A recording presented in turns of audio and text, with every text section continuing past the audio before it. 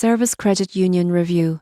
App: the pros, the cons. If you're a member of Servus Credit Union, the mobile app promises convenient banking on the go, but does it deliver? One of the biggest pros is account management. Most people get this wrong by assuming banking apps are limited. With Servus, you can check balances, transfer funds, pay bills, deposit checks, and even view e-statements, all within a secure and intuitive interface. The app also offers real-time alerts for transactions, helping you monitor spending and catch potential fraud immediately. You can set custom alerts for low balances, large transactions, or upcoming bills. Another advantage is financial tools. Servus provides budgeting features and spending categorization, helping members track their finances without extra apps. The interface is clean, and navigation is simple, even for first-time users. However, there are cons. Some users report occasional login or connectivity issues, and certain account types or transactions still require visiting a branch. Premium features like mortgage or investment management may have limited functionality compared to in-person services.